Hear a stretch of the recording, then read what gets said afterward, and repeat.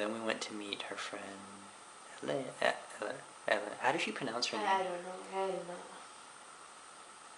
The English way to say it would be Elena, but it's Elena. It's Italian. Elena. So we met her. We ate some Italian food. It was good. And we'll eventually be staying with her family in Milan, Italy, which will be fun. And I get along with Elena. All of Kelsey's friends are very easy to get along with, which is really nice. I don't feel judged by them. The friends I've met so far, in the order I've met them, if I can remember that. Elena. Then there was Ellen. Then there was... Is her name Kiara? Kiara? Kiara's a Trini. I mean, I've lived in Canada for so long. I've met maybe 3 Trinis in my entire life there. I'm here for 2 days. I meet a Trini. That sounds far too much like Trini. Oh, okay. Trinidadian. Anyway.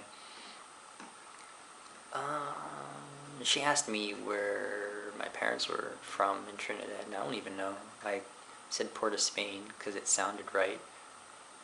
I'll have to ask them. I think it's San Fernando, Port of Spain. I have no idea. She asked me what part of Port of Spain. I didn't know. And we had... Who else did I meet? Then I met...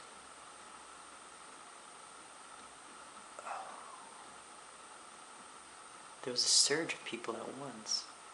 I met Pauline, Lindsay, Louise, Jane, yeah, and then Hannah. Hannah was the last one. Hannah's Australian. My friend told me that watch out for those Aussies. They're everywhere, which is funny and true. Everyone else is Scottish, right? Oh, no. Pardon? Everyone who's here? Yeah. Only me and Lindsay and Pauline and Louise are Scottish. Right, Ellen is Italian. Ellen is actually Canadian. Ellen's Canadian from Vancouver / Asian. An Asian from Vancouver. Rare.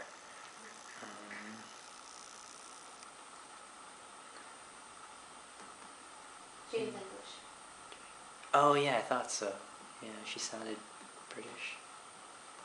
There wasn't that Scottishness to her. Jane's English.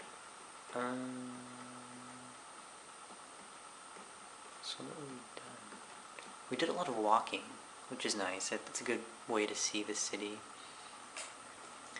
And the place seems huge because it seems like there's so much densely packed into one area. And everyone I see it seems like a very youthful area as well. And it's definitely not as fat as North America. I noticed that right away. And I noticed very few old cars. It's very strange. Most of the cars I see look like they've been purchased in the last 5 years. Kelsey explains this because everyone's rich. And brand names of cars I've never seen before, symbols. I've been trying to memorize them. I should take more pictures of those. And, the girls. Oh, I didn't tell you about Kylie. Okay, let's go back to the issues with traveling. So this is right after the airport mistress was trying to kick me out of her country. I finally got onto the plane to go to Edinburgh. And I look at my boarding pass and it says seat 17F. So I go to seat 17F because I'd previously done this on my flight out of Canada, which was 56J, and it worked perfectly. You go to your number, then you look at the letter, you sit in the seat, you're good. So I tried it again. I went to my number, I looked at the letter, and there's an old man sitting there. Next to him, his wife, also old. And immediately I try to laugh it off. I chuckle. I say, that's odd. My boarding pass says 17F. what does yours say? And she says, oh, I'm pretty sure it says that as well. She pulled them out, 17F, 17E. They were sitting in the correct spots. So I don't know what to do. I go to the back, and I saw that there was a flight attendant there. The flight attendants in London, they wear these funny little hats. It's cute. Anyway, so I go back there, and I get the attention of the flight attendant, and her name tag said she's named Kylie, and she was very pretty. And she said, oh, weird. Okay, well, how about you just stay back here until we get a passenger list, and then we'll find you a spot. So while everybody's boarding onto this plane, I'm standing in the back for about half an hour, looking extremely suspicious. I'm already the only brown person on the plane. I think it was fun. But the flight attendant was talking to me, we were chatting a bit, and she didn't seem afraid of me, and she was very nice.